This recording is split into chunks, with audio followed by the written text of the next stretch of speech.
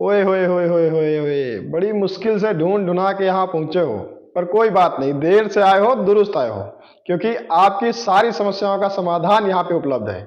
जय हिंद दोस्तों, स्वागत है आप सभी का आपकी ऐसी सीरीज में जिसमें हम लोग सॉल्व कर रहे हैं RWA की यूपी स्पेशल वाली ये वाली बुक।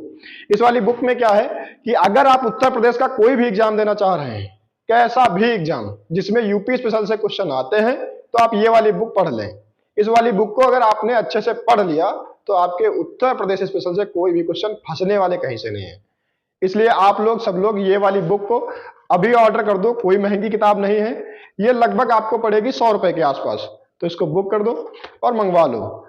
इसको ज्यादा टाइम नहीं देना है। ये वैसी किताब नहीं है कि इसको ला करके रख लिया और पढ़ने का मन नहीं कर रहा है। ये ले आओगे तो आपका पढ़ने का मन भी करेगा। इतनी बेहतरीन किताब इतने अच्छे तरीके से बनाई गई है। आप मंगा लो इसको।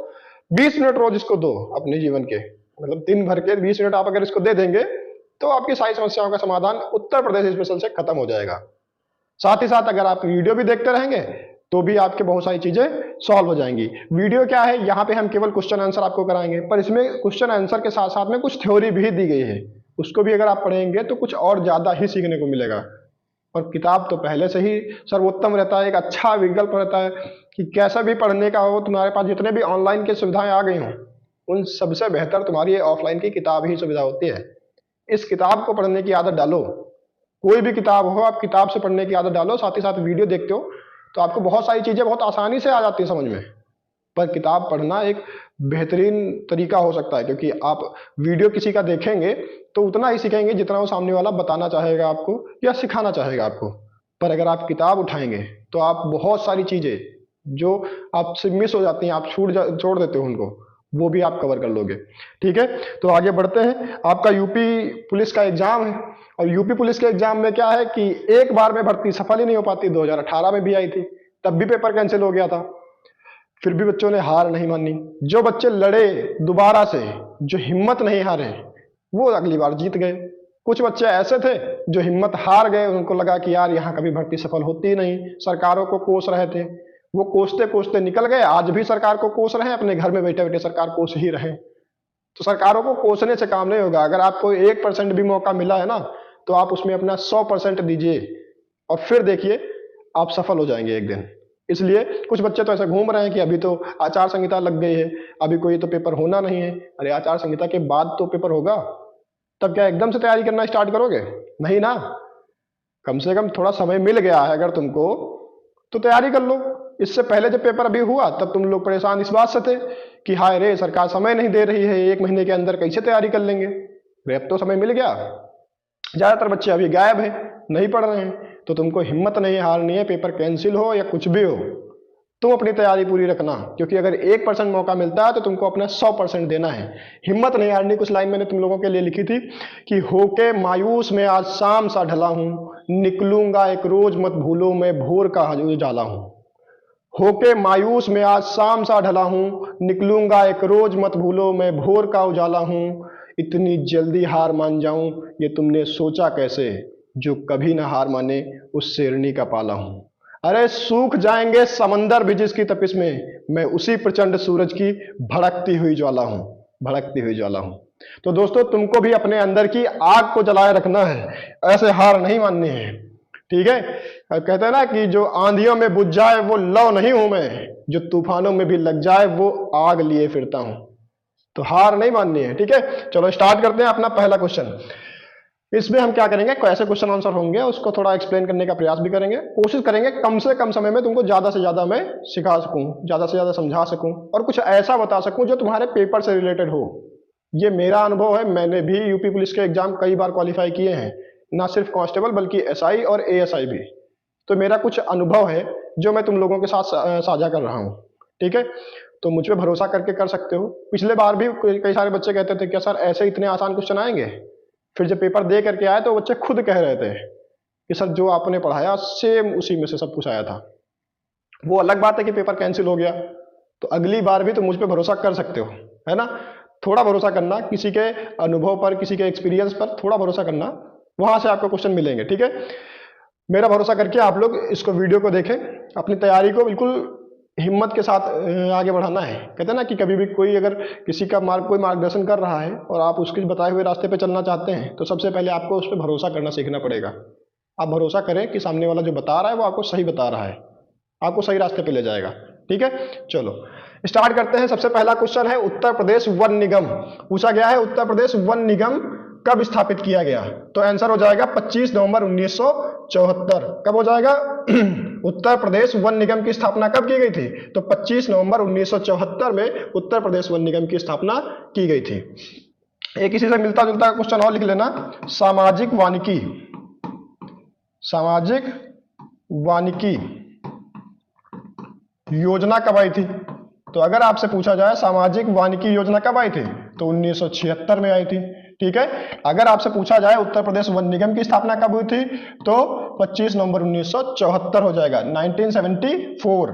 लेकिन अगर पूछे सामाजिक वानिकी योजना कब आई थी तो 1976, 1976।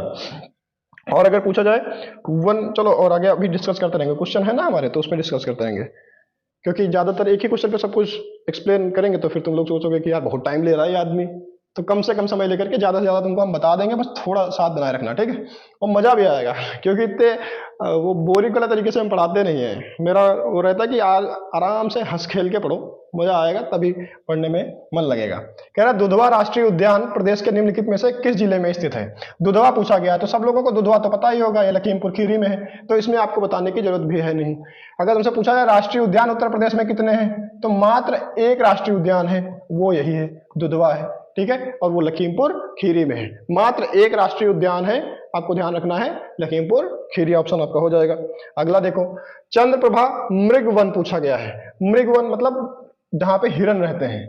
एक नाम आपको याद रखना है चंद्रप्रभा, ये कहाँ है? चंदौली में। अगर आपसे पूछा जाए चंद्रप्रभा कहाँ है तो चंदौली में है, और चंदौली एक जिला है, कहाँ का? उत्तर प्रदेश का। आपको आराम से हो जाएगा, चंद्रप्रभा चंदौली में है और चंदौली उत्तर प्रदेश में है, तो चंद्रप्रभा मृगवन कहाँ हो जाएगा? भारत के किस राज्य में? उत्तर प्रदेश में हो जाएगा, आराम से कर लोगे। चलो, लाख बहोशी अभ्यारण्य, इसको कैसे याद रखोगे? मान लो आपको 1 लाख रुपए मिल जाए, कितने मिल जाए? 1 लाख रुपए आपको मिल जाए, क्या हो जाए? 1 लाख रुपए आपको अगर मिल जाते हैं तो आपको क्या करोगे? आपकी तो मौज हो जाएगी। क्या हो जाएगी? आपकी तो मौज हो जाएगी। आप जलवे करोगे तो तैयारी थोड़ी ना करोगे, तो आप मौज करोगे। क्या करोगे? मौज। तो लाख बहोशी से याद रखना, मौज से हो जाएगा कन्नौज। जैसे 1 लाख रुपए मिलने से मौज करोगे ना, वैसे लाख बहोशी क्या करेगा? लाख बहोशी कन्नौज में हो जाएगा। ऐसे याद हो जाएगा। चलो चलो, गोंडा बताओ, गोंडा में कौन सा है? पार्वती अरंगा। पार्वती अरंगा, ठीक है, पार्वती अरंगा कहाँ है? यहाँ गोंडा में हो जाएगा। अगला देखो, निम्नलिखित पक्षी अभयारण्यों में से कौन सा उत्तर प्रदेश में स्थित नहीं है? पूछा गया है उत्तर प्रदेश में कौन सा नहीं है, तो साफ साफ दिख रहा है, उधवा कहाँ है? ये तो झारखंड में है। उधवा कहाँ है? झारखंड में है। पीछे जो हमने बताया था ना वो उधवा नहीं था, ये दुधवा था। ये क्या था? ये दुधवा है, और ये पक्षी अभयारण्य नहीं, राष्ट्रीय उद्यान है, और वो मात्र एक है उत्तर प्रदेश में। ठीक है, ये दुधवा है, और अभी हम लोग जिसकी बात कर रहे हैं ये उधवा है। उधवा कहाँ है? उधवा एक पक्षी अभयारण्य है, ना कि राष्ट्रीय उद्यान है। मिलता जुलता नाम है, इसलिए कंफ्यूज मत होना। उधवा कहाँ हो जाएगा? झारखंड में हो जाएगा। पूछा गया है पटना है, पटना अपने यहाँ है। कुछ लोग क्या करेंगे, पटना समझ करके बिहार लगा देंगे, और यही गलत हो जाएगा। पटना यही है। पटना पश्चिम बिहार कहाँ है? इटावा में। पटना पश्चिम बिहार कहाँ है? अपने यहाँ इटावा में है। जयप्रकाश नारायण पश्चिम बिहार कहाँ है? तो ये बलिया में है। कहाँ है? बलिया में। बागी बलिया जानते हो? बलिया में जयप्रकाश नारायण पक्षी अभयारण्य है। इसका नाम क्या है? इसको कैसे याद रखोगे? नारायण को याद करो। नारायण कौन? भगवान विष्णु। नारायण तो वही है ना। और जब भी नारायण को तुम याद करते हो तो क्या याद आता है कि एक शेषनाग की सैया पे एक आदमी आराम से लेटा है, और लेटा है तो क्या कर रहा है? सो रहा है। और बलिया में सोने क्या कहते हैं? सुत्ता है ना। तो सुत्ता से याद रखना सुरहा। सो रहा से याद रखना सुरहा। सुरहा याद रहेगा कि एक समुंदर है बहुत बड़ा सा, उसमें शेष नाग की सैया पर एक आदमी सो रहा है। ठीक है, तो समुंदर को तालाब बना दे। समुद्र को क्या बना दे? तालाब। और तालाब को कहते हैं ताल, क्योंकि बलिया साइड में भोजपुरी बोली जाती है ना, तो कहेंगे आदमी सो रहा, क्या कहेंगे? आदमी सो रहा। कहाँ? ताल में। ठीक है, तो सुरहा ताल याद रखना किसका नाम है? जयप्रकाश नारायण पक्षी अभयारण्य का नाम है। और कहाँ पे हो जाएगा? ये बलिया में हो जाएगा। याद हो जाएगा। तो चित्रांगुड़ी भी यहाँ नहीं है, तो चित्रांगुड़ी यहाँ नहीं हो जाएगा। आंसर हमारा सही क्या हो जाएगा? 3 और 4। 3 और 4 का ऑप्शन कहाँ है? ये हो जाएगा। ठीक है, उत्तर प्रदेश में नहीं है। तो 3 और 4 उत्तर प्रदेश में नहीं है, चित्रांगुडी भी नहीं है और उधवा भी उत्तर प्रदेश में नहीं है। जयप्रकाश नारायण वाला याद हो जाएगा कि नारायण आराम से सो रहे हैं, सो रहे को सो रहा, और ताल मतलब ताल में, ठीक है, तो ऐसे याद रखना, ठीक है। क्षीर सागर में सो रहे ना नारायण, वैसे बना लेना। उत्तर प्रदेश में पहला गिद्ध संरक्षण। अच्छा, गिद्ध को कैसे याद रखोगे? गिद्ध जो होता है पक्षियों में पक्षी राज कहते हैं, इसे क्या कहते हैं? गिद्ध को क्या कहते हैं? पक्षी राज कहते हैं। पक्षी राज मतलब पक्षियों का राजा। गिद्ध को क्या कहते हैं? पक्षी राज कहते हैं। और पक्षी राज का मतलब क्या है? जो महाराज है, जो राजा है, जो महाराज है, ऐसे याद हो जाएगा। गिद्ध संरक्षण केंद्र अगर आपसे पूछा जाए कहाँ है, तो महाराजगंज में हो जाएगा। पक्षियों का राजा, पक्षियों का महाराज कौन हो जाएगा? गिद्धराज। कौन हो जाएगा? महाराजगंज में हो जाएगा गिद्धराज, ठीक है। चलो अगला देखो, विजय सागर पक्षी विहार निम्न में से उत्तर प्रदेश के किस स्थान पर है? पूछा गया विजय सागर पक्षी विहार। अब विजय से कैसे याद रखोगे? तुमने एक वो सुना होगा आल्हा, है ना। आल्हा में तुमने सुना है कि आल्हा और उदल 2 लोग हैं, वो लड़ाई करते हैं हमेशा जीतने के लिए। अब लड़ेगा कोई क्यों? जीतने के लिए ना, तो विजय के लिए। हमेशा किसके लिए लड़ेंगे? विजय के लिए। और आल्हा उदल कहाँ के हैं? बुंदेलखंड के। आल्हा उदल कहाँ के हैं? बुंदेलखंड के। और बुंदेलखंड का इसमें कौन है? महोबा। कौन हो जाएगा? महोबा। तो विजय सागर महोबा, विजय सागर महोबा, याद हो जाएगा। विजय के लिए कौन? आल्हा उदल लड़ते थे, और आल्हा उदल कहाँ के? बुंदेलखंड के। और बुंदेलखंड का कौन सा डिस्ट्रिक्ट? महोबा, याद रहेगा। वो सुना होगा तुमने, बड़े लड़ैया महोबा वाले, उनकी मार सही ना जाए, वही महोबा वाले हैं, ठीक है। तो विजय के लिए लड़ते थे, ऐसे याद रखना महोबा। ये मेरी गारंटी है कि तुमको याद तो हम करा देंगे जुगाड़ से कुछ ना कुछ। बस तुमको क्या करना है? तुमको अपने दोस्तों को शेयर करना है, ठीक है। तुम लोग सोचते रहते हो कि दूसरों को बता देंगे वो भी जान जाएगा, उसको भी क्वेश्चन मालूम हो जाएंगे, फिर कंपटीशन बढ़ जाएगा। ऐसा नहीं है। आप जबरदस्ती किसी को पढ़ा नहीं सकते हो। सब कुछ करा लोगे, लेकिन आप जबरदस्ती किसी को पढ़ा नहीं सकते।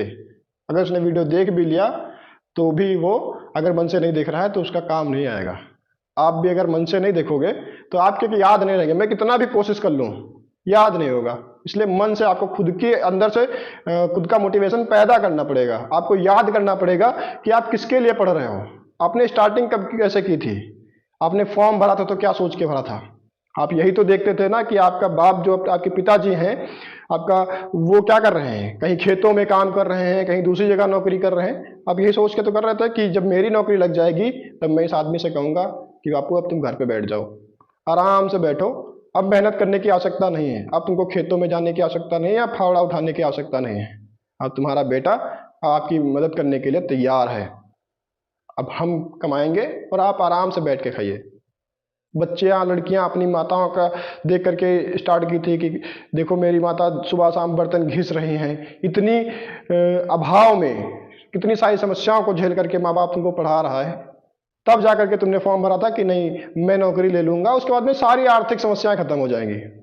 समाज में जो भी हमारे माँ बाप को अभी सम्मान नहीं मिल रहा, नौकरी मिलने के बाद में मैं कोशिश करूंगा कि मेरे माँ बाप को सम्मान मिल सके समाज में। कई सारे लोग इसके लिए स्टार्ट किए होंगे। तो उन सब चीजों को याद करो और अपना मोटिवेशन वहां से लाओ। किसी दूसरे के उससे उम्मीद मत करो कि कोई दूसरा तुम्हारा मोटिवेशन तुमको बढ़ाएगा फिर तुम सोचोगे और पढ़े। ऐसा नहीं। बहुत सारे लोग जो ऐसे उत्साह में भर दिए थे फॉर्म, तुमको पता है 50 लाख लोगों ने फॉर्म भरा है। क्या सब पढ़ने वाले हैं? 2 लाख भी शुद्ध सही तरीके से पढ़ने वाले नहीं है। ये वास्तविकता है। क्योंकि अभी देखो, एक समय था जब अभी पेपर पिछली बार हुआ है तो यूट्यूब पे सबके लाइव जा रहे थे 1-1 लाख लोग से ऊपर। अभी देखो कुल मिलाकर के 10,000 व्यूज नहीं पहुंच रहे हैं। लाइव की तो छोड़ो, 1000-1200 में रह जा रहे हैं। क्या है ये? कि उस समय एकदम उत्साह में सारे आ गए थे। अभी जब टाइम मिल गया पढ़ने का तो सारे गायब हैं। तो सारे पढ़ने वाले नहीं हैं। फॉर्म जरूर 50,000 भरे गए हैं, लेकिन उसमें से सही तरीके से पढ़ने वाले मात्र 2 लाख लोग होंगे, और उनमें से तुम भी एक हो। ठीक है। पूछा गया उत्तर प्रदेश में Amangarh tiger reserve. Amangarh tiger reserve किसका है? उत्तर प्रदेश में तो नहीं है, जिम कॉर्बेट है। पहले उत्तर प्रदेश में हुआ करता था। ध्यान रखो, अमनगढ़ टाइगर रिजर्व कहाँ है? जिम कॉर्बेट का हिस्सा है। ठीक है। अब उत्तराखंड में है अमनगढ़। ठीक है। और ये अमनगढ़ नहीं, सॉरी, जिम कॉर्बेट अभी अमनगढ़ वहाँ उत्तराखंड में है। जिम कॉर्बेट उत्तराखंड में है। ठीक है। राजा जी भी उत्तराखंड में है। चलो अगला देखो। अगला क्या है? निम्न में से कौन सा पक्षी अभ्यारण्य उत्तर प्रदेश में स्थित है? उत्तर प्रदेश में वेदांतंगल। नाम ही पढ़ के देखो, क्या वेदांतंगल तुम्हें लगता है उत्तर प्रदेश में ऐसे कोई नाम रखता है? नहीं। तो ये तो हमारा हो गया गलत। फिर देखो समसपुर हमें पता है। समसपुर पक्षी विहार कहाँ है? समसपुर पक्षी अभ्यारण्य हमारा ये है रायबरेली में। कहाँ है? रायबरेली में। समसपुर पक्षी अभयारण्य कहाँ है? अरे बबुआ बोलो ना, समसपुर पक्षी अभयारण्य कहाँ है? रायबरेली में। अच्छा एक क्वेश्चन तुम लोगों के लिए लिख रहे हैं, बताओ समान पक्षी अभयारण्य कहाँ है? समान पक्षी अभयारण्य बोलो। अब ये वाला तुमको क्वेश्चन आंसर में करना है। जो लोग देख रहे हैं लाइव वो लोग भी देंगे, यहाँ चैट में यहाँ से कट कर दो, नीचे कमेंट में जाओ वहां पे आंसर करो, ठीक है। और जो इसके बाद में देख रहे हैं, रिकॉर्डेड वीडियो देख रहे हैं, उनको भी इसका आंसर जरूर करना है। ये भी हम आगे बता देंगे वीडियो में, तब तक लेकिन तुमको आंसर करना है कि समान पक्षी अभयारण्य कहाँ पे है, ठीक है। तो हमारा आंसर क्या हो जाएगा? उत्तर प्रदेश में स्थित है कौन सा, यही हो जाएगा। आगे हमको पढ़ने की आवश्यकता ही नहीं। चलो समसपुर रायबरेली में समान तुमको बताना है, अभी आगे हमको याद दिला देना, हम बता देंगे। उत्तर प्रदेश में मयूर संरक्षण केंद्र, मयूर संरक्षण केंद्र की बात हो रही है। अब तुम ये सोचो, मयूर की बात कौन करेगा? मोर, मयूर मतलब मोर की बात कौन करेगा? वही जो मोर पंख को अपने सिर पर धारण करता है मुकुट के तरीके से। कौन? वही कन्हैया मुरलीधर। कहाँ रहता था वो आदमी? मथुरा में। कहाँ रहता था? मथुरा में हो जाएगा। तो मयूर संरक्षण केंद्र कहाँ हो जाएगा? ये मथुरा में हो जाएगा। याद हो जाएगा ना। ऐसे ही सारी ट्रिक मैं तुम लोगों को बता दूंगा, तुमको क्या करना है, बस शांति से बने रहना है वीडियो में। कह रहा है उत्तर प्रदेश में किस स्थल को रामसर स्थल के रूप में नामित किया गया है? रामसर स्थल 10 रामसर साइटें हैं उत्तर प्रदेश में, उसमें से इसमें से कौन सा है? सुरहाताल। सुरहाताल अभी बताया था, ये कहाँ है? ये बलिया में है। और इसी का नाम तो हमने बताया था जयप्रकाश नारायण पक्षी विहार। अभी यही तो बताया था कि नारायण सो रहे हैं, सो रहे मतलब सो रहा है, ठीक है। ऐसे याद कर लेना। चलो अगला देखो, पार्वती अरंगा अभी बताया था गोंडा में है। अगला देखो, उत्तर प्रदेश के तराई क्षेत्र में किस प्रकार के वन पाए जाते हैं? ये जिन लोगों ने मिट्टी वाला मृदा वाला वीडियो देखा होगा, इसी में मैंने मृदा का एक वीडियो बनाया था, इसी बुक से, ठीक है। पूरा चैप्टर मैंने उसमें अच्छे से कवर कराया था। उसको किसी ने देखा होगा तो उसको पता होगा कि तराई का क्षेत्र क्या होता है? जहां पे पानी बहुत ज्यादा होता है। जहां पे पानी क्या होगा? बहुत ज्यादा होगा, नमी बहुत ज्यादा होगी, ठीक है। तो नमी वाला देखो, उष्ण कटिबंधीय नम पर्णपाती। नम मतलब जो नमी है, जहां पे पानी ज्यादा हो। पर्णपाती, पर्णपाती मतलब पत्ते, ऐसे वन जिनके पत्तों में नमी ज्यादा होती है वही तो पाए जाएंगे तराई के क्षेत्र में। तो उष्ण कटिबंधीय नम पर्णपाती वन कहाँ पाए जाएंगे? तराई के क्षेत्र में पाए जाएंगे, क्योंकि तराई के क्षेत्र में क्या होता है? पानी ज्यादा होता है। देखो इसीलिए कहते हैं ना कि सारी चीजें आपस में रिलेट करते हैं। तो पिछला वाला वीडियो देखा होगा तो नए वाले वीडियो, इस वाले वीडियो में भी कुछ चीजें तुमको काम आएंगी, और ये वाला देखोगे तो आगे भी हो सकता है कुछ काम आए तुम्हारे। इसलिए पूरी सीरीज देखना जरूरी होता है। और इसमें ज्यादा थोड़ी ना बनेंगे, 17 चैप्टर है इस बुक में, 17 ही वीडियो बनेंगे। बहुत बड़े बड़े भी नहीं बनाते हैं, आराम से तुम लोग निपटा दोगे, ठीक है। और आसानी से निपटा दोगे। अभी बहुत टाइम है, 1 हफ्ते में 2 वीडियो लाते हैं, आराम से कर लोगे। 1 हफ्ते में 2 वीडियो मतलब क्या, आराम से कर लोगे ना। 1 महीने में 8 ही वीडियो तो आएंगे। अभी तुम्हारे पास टाइम बहुत है, इतना करो। कम इसलिए बनवाते हैं वीडियो कि तुम ज्यादा पढ़ने के चक्कर में जो काम का है वो भी नहीं पढ़ते, छूट जाता है। पढ़ सब लेते हो, याद कुछ नहीं रहता। ऐसे कम पढ़ोगे याद ज्यादा रहेगा। मेरा यही मानना है कि दुनिया भर का सब पढ़ा दें फिर क्वेश्चन फंसाएं तो कौन सी बड़ी बात है। कम पढ़ा करके ज्यादा क्वेश्चन फंसा दो तो हो ही रहा सावसी वाली बात। तो हम वही कोशिश करते हैं कि कम पढ़ा करके ज्यादा फंसाने वाला बात कर दें। कह रहा है सुरहाताल पश्चिम बिहार प्रदेश के कौन से जनपद में स्थित है? अभी बताया था सुरहाताल बलिया में है। सुरहाताल कहाँ है? बलिया में है। चलो अगला देखो, प्रदेश का सबसे बड़ा पश्चिम बिहार पूछा गया है। तो पश्चिम बिहार कौन सा हो जाएगा? लाख बहुसी। लाख बहुसी कहाँ है? ये तो कन्नौज में है। अभी बताया था मौज हो जाएगी तुम्हारी, लाख रुपए मिल जाएंगे तो क्या हो जाएगी? मौज हो जाएगी। यही उत्तर प्रदेश का सबसे बड़ा पश्चिम बिहार है। ऐसे याद हो जाएगा। चलो समसपुर कहाँ बताया था? अभी समसपुर बताया था रायबरेली, ठीक है। चलो तुम लोगों को ये वाला था ना, सूर सरोवर कहाँ है? पीछे वाला नाम तब तक समान वाला तुम्हें बता देते हैं। कहाँ गया समान पश्चिम बिहार? ये देखो समान पश्चिम बिहार है। पूछा समान पश्चिम बिहार कहाँ है, मैंने पूछा था, तुम लोगों ने बता दिया होगा। और जिन्होंने नहीं बताया है या जिनको पता नहीं था वो लोग ध्यान रखें कि समान पश्चिम बिहार मैनपुरी में है, ठीक है। ये याद रखना, ठीक है। अगला देखते हैं, कहाँ पहुंच गए थे हम लोग? यहाँ प्रदेश का सबसे छोटा पश्चिम बिहार पूछा गया है।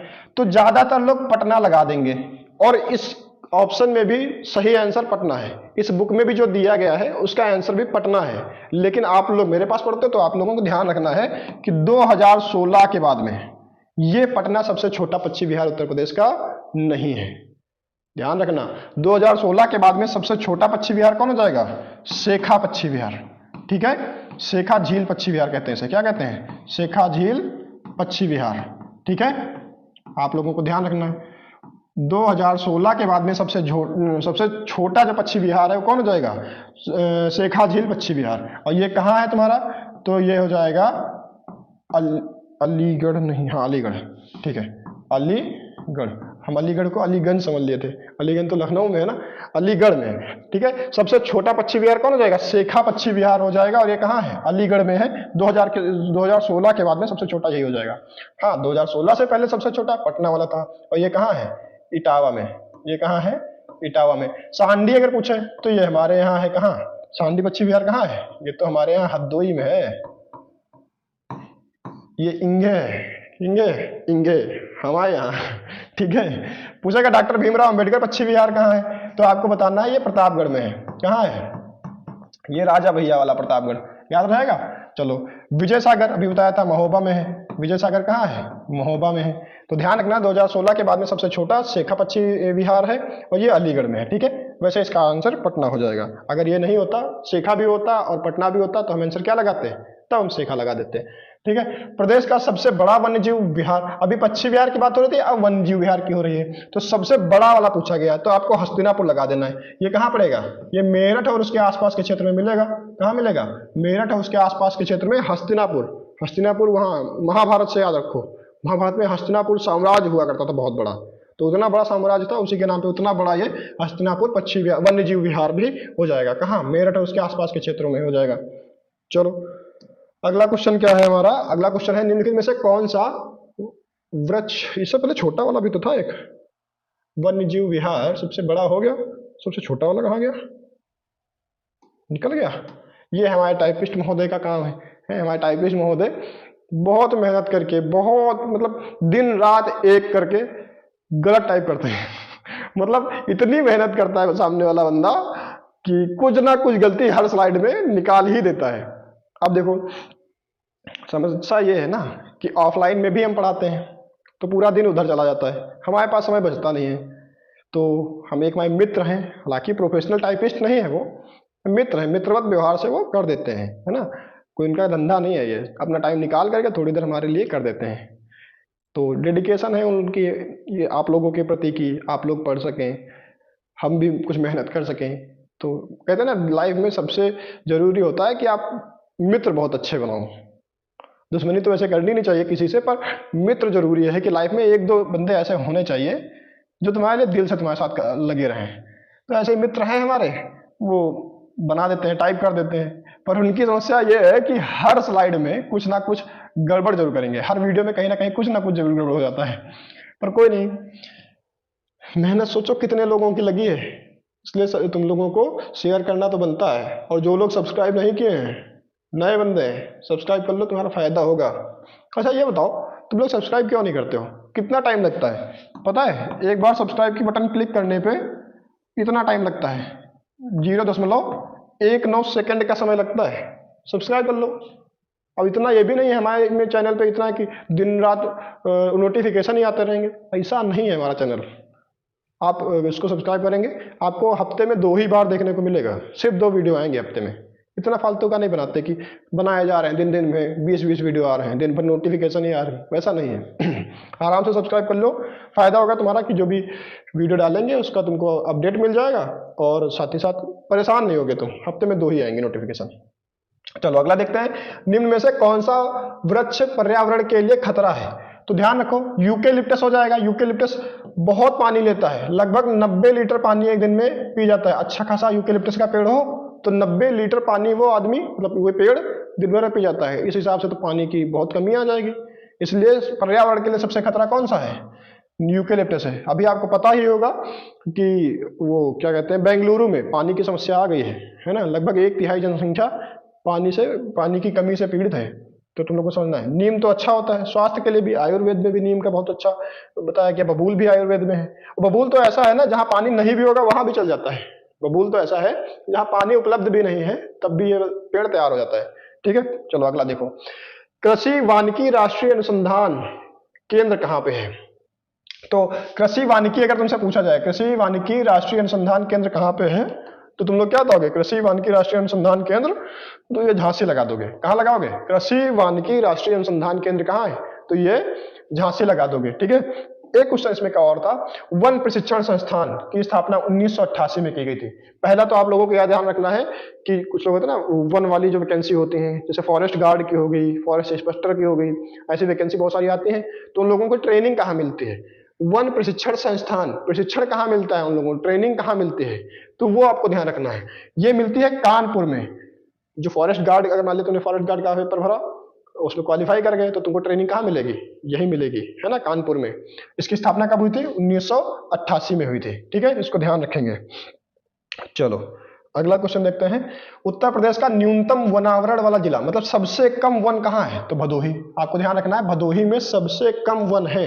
आपको ध्यान रखना होगा जो वन रिपोर्ट आती है, वन रिपोर्ट के अनुसार उत्तर प्रदेश या किसी भी राज्य में लगभग 1/3 हिस्से पर, 1/3 क्षेत्र पर वन होना चाहिए, लेकिन ऐसा है नहीं। अगर आपके पास 10 बीघे जमीन है, मतलब पूरे राज्य में, और ऐसे बता रहे हैं समझाने के लिए कि अगर पूरे राज्य में 10 बीघे की जमीन है, तो उसमें 3 बीघे जमीन पे या 3.33 बीघे जमीन पे क्या होना चाहिए, वन होना चाहिए। ठीक है, पर इतना है नहीं कहीं पे। सबसे कम कहाँ हो जाएगा उत्तर प्रदेश में, भदोही में हो जाएगा। कह रहा है अधिकतम वनावरण वाला जिला, सबसे ज्यादा कहाँ है, तो सोनभद्र हो जाएगा। सबसे ज्यादा कहाँ हो जाएगा, सोनभद्र। ज्यादातर बच्चे क्या लगाएंगे, लखीमपुर खीरी, लेकिन ध्यान रखना लखीमपुर नहीं होगा। लखीमपुर किस मामले में है, लखीमपुर सघन है, मतलब घना ज्यादा है। अगर पूछा जाए सबसे घना वनावरण कहाँ है, सबसे सघन कहाँ है, तो लखीमपुर हो जाएगा। लेकिन सबसे ज्यादा पूछेगा तो सोनभद्र, सबसे कम पूछेगा तो भदोही। ठीक है, अगला देखो। उत्तर प्रदेश में सामाजिक वानिकी योजना कब शुरू की गई है, तो मैंने अभी बताया था थोड़ी देर पहले। सामाजिक वानिकी योजना 1976 में। सामाजिक वानिकी योजना कब स्टार्ट की गई, 1976 में। वन निगम की स्थापना कब हुई थी, अभी पीछे बताया था। चलो बताओ। ये सिद्ध करता है ना कि तुम लोग कितना ध्यान से वीडियो देख रहे हो। अगर ध्यान से वीडियो देख रहे होगे तो इसका आंसर तुम लोग कमेंट बॉक्स में करोगे। वन निगम की स्थापना, पहला ही क्वेश्चन शायद था ये। बताओ, राज्य में बब्बर शेर सफारी, लायन सफारी की बात हो रही है। बब्बर शेर सफारी यानी लायन सफारी कहाँ है, इटावा में है। लायन सफारी कहाँ है, इटावा में। चलो, राष्ट्रीय वन नीति 1988 के अनुसार देश के कुल कितने क्षेत्रफल पर वनों का विस्तार होना चाहिए, अभी बताया था मैंने पीछे। देखो अभी कहाँ बताया था, कहाँ गया, ये देखो 1/3 क्षेत्रफल पे होना चाहिए, मतलब 1/3 क्षेत्रफल पे होना चाहिए। और यहाँ क्या कह रहा है, यहाँ 10% में दिया गया है, तो 3 क्या हो जाएगा, 33.33% क्षेत्रफल पे होना चाहिए। कितना, 33.33 क्षेत्रफल पे होना चाहिए वन। ठीक है, हालांकि इतना है नहीं, अभी आगे बताएंगे उत्तर प्रदेश में कितना है। देखो आ गया, उत्तर प्रदेश राज्य के कुल क्षेत्रफल का कितना वन क्षेत्र है। वन क्षेत्र कितना है उत्तर प्रदेश में, मात्र 6.88। कितना है, होना कितना चाहिए, 1/3 होना चाहिए, मतलब 33.33 होना चाहिए। कितना होना चाहिए, है कितना, 6.88% क्षेत्रफल पे वन है। बस इतना ही, खत्म, टाटा बाय बाय। ठीक है, चलो। लेकिन अगर क्वेश्चन को बदल दिया जाए, पूछे India state of forest report, क्या पूछे, India state of forest report के अनुसार 2019 में जो रिपोर्ट इनकी आई थी, उसके अनुसार वनावरण उत्तर प्रदेश में कितना है, तो ध्यान रखना 9.22 है। वैसे कितना लगाओगे, वैसे कितना है, 6.88 है। लेकिन अगर क्वेश्चन में पूछा जाए India state of forest report के अनुसार बताओ, India state of forest report के अनुसार अगर पूछेगा तो आप कितना लगाओगे, 9.22% क्षेत्रफल पे हमारे यहाँ वन है। ठीक है, हालांकि होना 33.33% होना चाहिए। उत्तर प्रदेश में सबसे अधिक सघन वन, देखो आ गया क्वेश्चन, पूछा है घना, सघन मतलब क्या, सबसे ज्यादा घना वन क्षेत्र कहाँ है, तो हमारा हो जाएगा लखीमपुर खीरी। यहीं पे तो हमारा है राष्ट्रीय उद्यान। राष्ट्रीय उद्यान कौन सा, राष्ट्रीय उद्यान हमारे यहाँ कौन सा है, दुधवा। राष्ट्रीय उद्यान कौन सा है, दुधवा, और वो कहाँ है, वो यहीं तो है। चलो ध्यान रखना, सबसे घना कहाँ हो जाएगा, लखीमपुर में। और सबसे ज्यादा अगर पूछे सबसे ज्यादा वन क्षेत्रफल कहाँ है, सबसे ज्यादा वन क्षेत्रफल कहाँ है या वनावरण कहाँ है, तो सोनभद्र हो जाएगा, सोनभद्र। और सबसे कम पूछे, अगर क्या पूछे सबसे कम बताओ, तो भदोही हो जाएगा। भदोही में वन क्षेत्रफल सबसे कम है। चलो अगला देखो, अगला क्या हो जाएगा, उत्तर प्रदेश में सर्वाधिक मध्य वन एवं खुला वन। मध्य वन एवं खुला वन मतलब मध्य वन होता है, घना नहीं होता, ऐसे बाग बगीचे सब मिला करके। खुला वन मतलब जो इधर उधर पेड़ पौधे लगे होते हैं वो सब मिला करके पूछ रहा है सबसे ज्यादा कहाँ पे है। मतलब सीधे शब्दों में कहा जाए कि पेड़ ज्यादा कहाँ पे है, वृक्ष ज्यादा कहाँ पे है, ऐसा। इस मामले में सबसे ज्यादा कौन हो जाएगा, तो अभी बताया था सोनभद्र है, क्योंकि सबसे ज्यादा वन आवरण वाला क्षेत्रफल कौन हो जाएगा, सोनभद्र। देखो पीछे मैंने बताया अभी, सबसे ज्यादा कहाँ हो जाएगा, सोनभद्र, है ना। लेकिन अगर घना पूछा जाए तो राष्ट्रीय उद्यान कहाँ है? लखीमपुर खीरी में। सबसे घना कहाँ है? मतलब जंगल, प्रॉपर जंगल ही जो है वो लखीमपुर में है। लेकिन अगर बाग बगीचे इधर उधर के पेड़ सब मिला करके कह दिया जाए तो सोनभद्र हो जाएगा। सबसे कम पूछा जाए तो भदोही। तो यहीं पे वही पूछ रहा है कि मध्य वन यानी बाग बगीचे, खुला वन मतलब जो सड़कों के किनारे इधर उधर लगे हैं, आपके दरवाजे पे लगा हुआ पेड़ पौधा, सब मिला करके सबसे ज्यादा कहाँ है? तो सोनभद्र में है। ठीक है। कागज बनाने के लिए कच्चे माल के रूप में प्रयुक्त महत्वपूर्ण घास कौन सी है? महत्वपूर्ण घास पूछ रहा है, तो घास इसमें हो जाएगी बांस। महत्वपूर्ण घास कौन सी है? बांस। बांस को हम लोग झाड़ कहते हैं, ध्यान रखना, ये पेड़ नहीं होता है, झाड़ होता है। ठीक है, झाड़ या इसके घास कह सकते हैं। तो बांस के ही तो पेज बनाए जाते हैं, कागज बनाया जाता है। कागज बनाने के लिए बांस सबसे ज्यादा उपयुक्त होता है। ठीक है, अगला देखो, पार्वती अरंगा रामसर स्थल के संदर्भ में निम्नलिखित में से कौन सा कथन सही है? पार्वती अरंगा मैंने तुमको वही बताया था, कहाँ है ये? कहाँ है? गोंडा में। तो पहला यह एक पक्षी अभ्यारण्य है, बिल्कुल सही बात है, पक्षी अभ्यारण्य है। रामसर स्थल सभी क्या है? पक्षी अभ्यारण्य है, ध्यान रखना है। दूसरा, यह गोंडा जिले में स्थित है। तो पहला और दूसरा दोनों सही है। कौन हो जाएगा? एक और दो दोनों सही है। ठीक है, पार्वती अरंगा पक्षी अभ्यारण्य भी है। जितने भी रामसर स्थल की बात कहते हैं तो सारे कितने हैं? 10 हैं टोटल, और 10 के 10 रामसर स्थल क्या है? पक्षी अभ्यारण्य है। और तुमको ध्यान रखना, उत्तर प्रदेश के गोंडा में पार्वती अरंगा है। मैनपुरी वाला मैंने तुमको बता ही दिया था, समान पक्षी विहार समरसपुर रायबरेली में है। ठीक है, India state of forest report 2021 के अनुसार कितने राज्य या केंद्र शासित प्रदेश में उनके भौगोलिक क्षेत्र का 33% से अधिक है? अच्छा, ये पूछ रहा है, जैसे मैंने अभी बताया था थोड़ी देर पहले कि जो ये रिपोर्ट बताती है वो कहती है लगभग 1/3 क्षेत्रफल पे वन होने चाहिए, लेकिन उत्तर प्रदेश में है ही नहीं। India state of forest report के अनुसार उत्तर प्रदेश में 9.20 क्षेत्रफल पे ही है, मतलब लगभग 9% पे है, लेकिन होना कितना चाहिए था? 33%। अब उत्तर प्रदेश में नहीं है तो क्या किसी और राज्य में भी नहीं है? मध्य प्रदेश में बहुत वन है। इस हिसाब से पूछ रहा है कि उस ऐसे कितने राज्य हैं जिनमें इसमें जो दिया गया है कि 33% से ऊपर हैं। 33% जो होता है ना, तो 33% से प्लस वाले कौन है, कि 33% से ज्यादा वाले ऐसे कितने राज्य या केंद्र शासित प्रदेश हैं जहां पे 33% से ज्यादा वन आच्छादित क्षेत्र है? तो ध्यान रखना, ऐसे 17 राज्य और केंद्र शासित प्रदेश हैं।